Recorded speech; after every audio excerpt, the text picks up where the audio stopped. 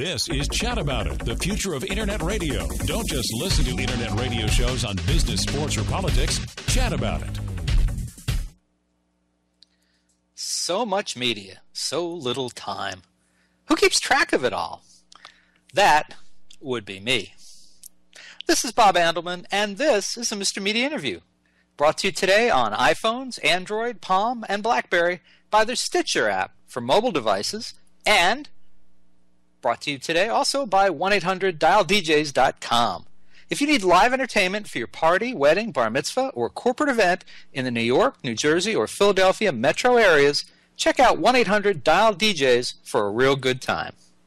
So where was I before the commercial? Oh yeah, Mr. Media is recorded live from the new media capital of the world and the hometown of actors Patrick Wilson, Angela Bassett, and Monica Raymond, St. Petersburg, Florida.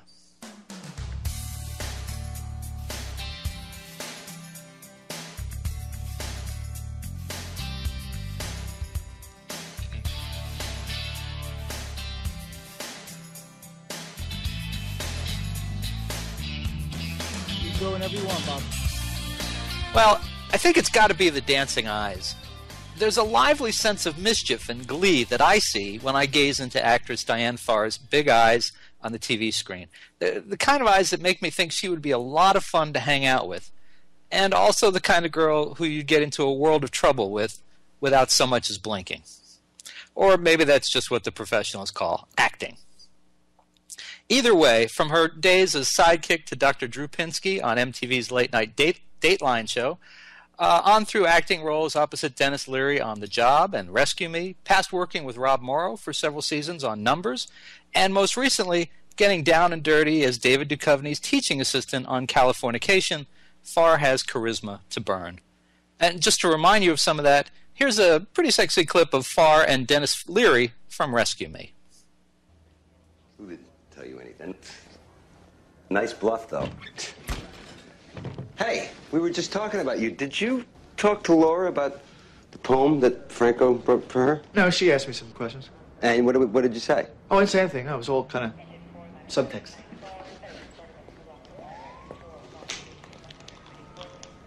Okay. I wrote the first poem and the last poem, the middle one. The one that sucked? Yes, that was Lou. I was just doing a friend a favor, okay? Sure you weren't doing yourself a favor? What do you mean? You're making a move on me. No. You don't write beautiful, gorgeous poetry like this because you're helping out a pal. Okay. First of all, I happen to be back in love with my wife. I don't know if you've heard the talk around here, but we're back together. You write your wife poetry like this? No. Yes. Kind of. It's complicated. Complicated how?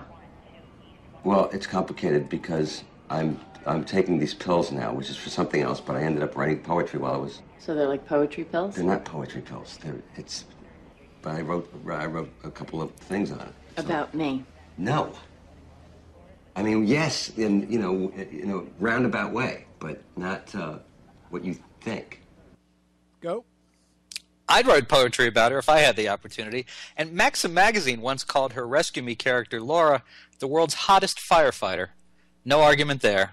And a New York Times headline said, "Looks like Barbie, talks like Ken." Diane Farr is joining me tonight to promote her upcoming gig as host of Acme Saturday Night in Los Angeles this Saturday, May 1st. And you can watch the online comedy TV show streaming live online at www.acmecomedy.com at 10 p.m. Eastern, 7 p.m. Pacific. Diane Farr, welcome to Mr. Media. Thank you, and thank you for my beautiful introduction. My pleasure. It was some of them just kind of write themselves, and that was definitely the case here. How are you? I'm pretty good. Well, let's get right into some fun. You are the last woman on Earth, and to continue the human race, you must have sexual relations with one of the last men on Earth who happen to be your former co-stars. Dennis Leary, Rob Morrow, David Duchovny. I'm going to throw in Adam Carolla. What is your strategy for choosing one of them, and who's the ultimate winner?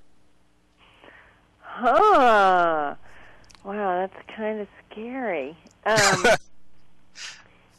I think I'm going to go with Adam Carolla. Really? Yeah, shocking as it is. Here's the coolest thing that I learned about working with Adam Carolla and Drew Pinsky. Mm-hmm. All women had like a slight crush on one or the other. They're like the two most polarly opposite guys.